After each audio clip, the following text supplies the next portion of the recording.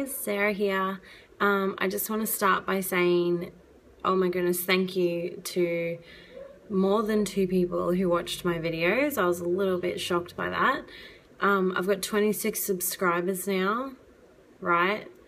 I've kind of made it. I'm trying not to get a big head, but I'm going to be on Ellen next week. Oh my gosh, I'm so nervous. Okay, just kidding. Almost knocked over my water. That's what'll happen if you get proud. No, but seriously, thanks guys. I really didn't even know if anyone would want to watch them, let alone subscribe to my channel. So thanks, holy moly. I really appreciate it. I really appreciate it is what I'm trying to say. Okay, so this is just might be a quick one. I don't know. I'm pretty unpredictable like that. But today I just wanted to talk to you. I went to an awesome women's conference on the weekend called Designing Women. And they had 2 amazing speakers, Lisa McInnes-Smith and Dr. Carolyn Leaf. So Lisa McInnes-Smith is a sports psychologist and a motivational speaker. She is hilarious, so hilarious. And Dr. Carolyn Leaf is... I don't really know her qualifications. She's really smart, hence doctor.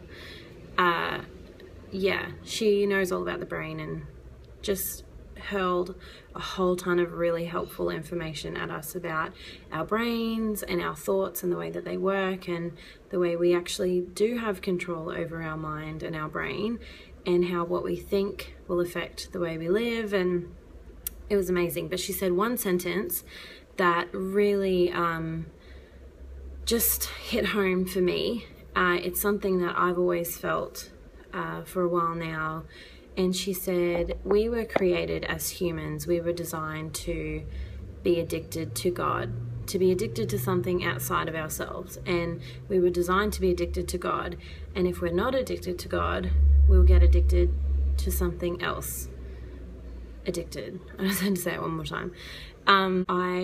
I've been addicted to everything, and I finally found the addiction that's the best, and it's him, because he is so fulfilling, and it's the only thing. There's no come down from being high on your love for God. There's no you don't wake up feeling scattered the next day.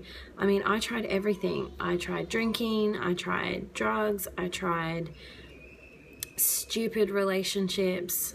I've used to smoke. Like, I've been addicted to all kinds of stuff. And all I was really trying to do is fill that void that needed God, that needed to be addicted to God. It's who I was made to be. And like I said, it's the most satisfying addiction you could ever have. And I just wanted to give a little bit about my story.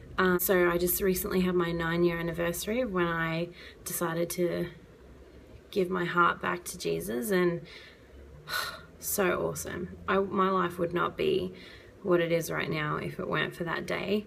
And fully not going to get emotional. Me, never. I'm like super cool, calm and collected. Don't ask my husband. Okay, anyway, I walked into a church. I was so broken. I was so desperate. And I was like just desperate for something to make me feel happy. I woke up every day feeling useless and worthless, and I had no motivation. I had silly broken relationships everywhere. I was addicted to drugs, drinking, smoking, pretty much whatever. I just was looking for happiness in anywhere other than God at that point.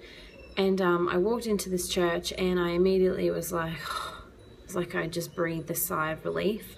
I listened to this message, and I was reminded of everything I was taught as a child, that God is love and everything I needed to hear. I just put my hand up at the end. I walked out the front and just burst into tears.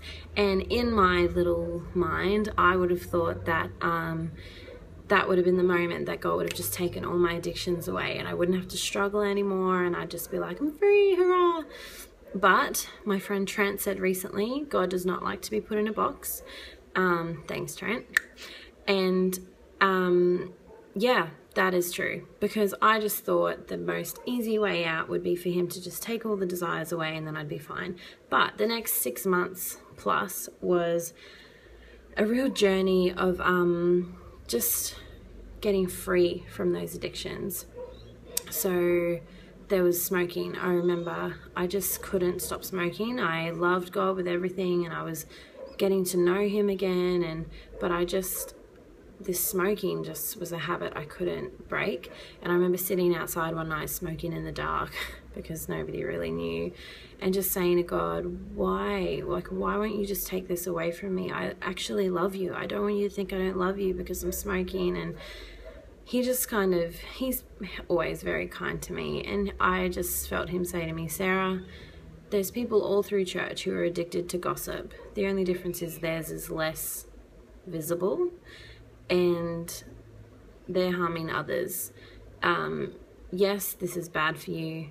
No, I don't love it, but just let me deal with your addictions and let me deal with their addictions separately, but stop comparing yourself because it's all the same. And for me, it was kind of like, I just took the pressure was just taken off me. I knew he wanted to fix it, but the time frame that I thought it was supposed to happen in just kind of was freed of that. And it felt good. And I think it was like a month later, I was at a Planet Shakers conference, and Reggie Dabbs was speaking about feeling trapped in something and do you want to get free? And I stood up for prayer, and people laid their hands on me and prayed, and I just didn't want to smoke anymore. That it was that easy. I was still kind of struggling with drinking and going out on weekends because I hadn't made a ton of new friends yet, and my friends, that's what they did. And so I'd still go out clubbing and still drink a lot. And I remember that I'll never forget the last night I took drugs because I had a big night. Just went to a party, which is where it always happens, and I didn't want to be lonely, so I just kept going along. And I went to this party, and it was a big night, I'll just say that. And so I woke up the next morning feeling scattered and, all kinds of just hungover and not good, but I just knew I wanted to be in church. And that was the amazing thing. No matter how addicted I was to other things, my addiction for God just kept growing and kept getting better than my other ones. And so if ever anyone was going to get struck by lightning when walking into a church, it probably would have been me on that day. And yet I walked in and I just got wiped out by the love of God. The music was playing and I just burst into tears, and I honestly felt a high in that moment that no drug or no substance has ever given me. And I literally just wept and I was just crying and I felt amazing. And that was the moment I thought, I don't want to take drugs anymore. Nothing feels anywhere near as good as this, ever. Like nothing I'd ever taken felt that good. And so from that day on, I didn't do it again because I knew I'd found something that had no side effects. It had no, horrible day afterwards where I didn't know what I was doing, or it had none of that. It literally just made me a better person. It made my life better. Every time I felt the love of God, I went from strength to strength, and it was incredible. And the same with drinking. I don't think I drank after that again I didn't have a drink for maybe 3 years, I think, because I just didn't want one. I didn't need one. I just was loving life, and I put that time frame in place because I wanted to, guard myself, because I knew I'd had an area of weakness, so I didn't want to keep feeding that until I felt really confident. So yeah, it was total transformation. And I remember thinking back and asking God, why didn't you just do that the first day? Why didn't you just take it all away, and then we could have just got on with my life and could have kept getting to know you. I wouldn't have been through that struggle. And I remember him saying to me, Sarah, I just wanted you to know that I will always win, and that your other addictions could have competed with me as much as they wanted, but I was always going to win. And I wanted you to see that I wasn't afraid to compete for your addiction. I wasn't afraid to compete for your desires. I wanted to win you over so that if you were ever faced with that temptation again, you would know that it's never going to compare to me. I wanted it to be something you did on your own and something you decided. And so for me, that was just so powerful, because I thought it's changed the way I look at other people. If other people are struggling with areas, I don't just write them off and think, oh, you're worth nothing, because anyone who'd looked at me showing up to church in that state would have just thought, oh, don't bother with her. I was kind of a lost cause, but God never gave up on me. He fought for my addiction, and I just think that is amazing. And so I'm going to fight with other people if they're struggling with addictions. I'm going to fight with them and say, you're not alone, and I know that God's going to win you, because he always wins. And it's also made me look at my life all the time, reassess my life and think, is there anything, you know, obviously drugs and alcohol and everything are such obvious barriers, I guess, or obvious addictions. But I think even when you're a Christian, it's possible to fill your life with all these little things that bring you satisfaction and joy, and it replaces the stuff you're supposed to be getting from God. And often we wonder, why do I feel so flat all the time? Or I go to church and I do this, but why don't I experience that, you know, the joy of that salvation that I initially experienced? And sometimes I think it's because we slowly invite things into our life that may not necessarily be bad, but they start to make that that gap between God and us just like a little bit bigger. And, you know, it could be stupid things. Just recently I went through a time where God said, all right, enough with the reality shows. I can't even believe I'm admitting this. And he was like, stop watching reality shows. Not because, look, I'm not saying they're wrong, but they were my little thing that I was going to when I was tired, or, you know, Poppy would have a nap and I'd be like, oh, watch one of them, and I can tune out and not think anymore, because being a mum is just so, you think a lot.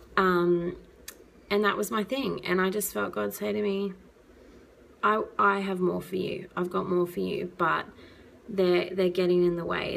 Those little comforts you've set up to bring you joy aren't giving you anywhere near as much joy as I want to give you, but you got to choose me again. And you know what I did? I got rid of a few things that I was stupidly thinking, oh, this will be so relaxing for me. And it was awkward at first, because it meant I didn't have any distractions, but man, did God blow me away. Once I made that call, and after like a few days or a week or so, God just started showing up in areas of my life where he hadn't before. And I realized it wasn't because he didn't want to. It was because I wasn't giving him time. I wasn't giving him the space to do that, because I was trying to find all these other little things to fix me first, or to make me happy first. And yeah, I just wanted to share that with you guys. I just wanted to encourage you, if you think that you're feeling a bit distant, or if you're not experiencing that initial amazing joy that you first experienced with God, just ask yourself, honestly, evaluate and ask yourself, have I set up things in my life that don't really need to be there, but I'm just trusting them to bring me joy more than I'm trusting God? I promise you, if you give those things up, God will show up in a big way. He can't help but respond to hunger. He can't help but respond to his kids who just so badly want him. But yeah, just do a little evaluation. I'm so glad I did. And it's taken me to new levels in my relationship with him. And I feel like I've got a bit of that joy back that I got when I first was saved. And it's awesome. So yeah, thank you for watching again. My 26 subscribers. Thanks. Yeah. Oh crap. This whole thing again. Bye. Should bye? You know what it is? I just feel like I love taglines or something. Like Sarah. Hey, Sarah. Wait. Sincerely, Sarah. That is so bad. Okay, what about, Sarah something. Oh my gosh, useless. No.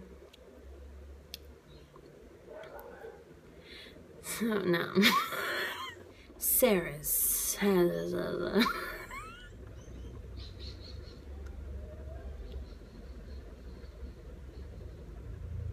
Anyway, you guys think of something, sign-offs, Sarah sign-offs, and I'll just say them because I'm clearly out of material. I've never had any in the first place. Okay, Thanks guys, thanks for watching, bye. Oh, sorry Poppy wasn't here, she's in bed, but I promise she'll be in the next one, so sorry to disappoint.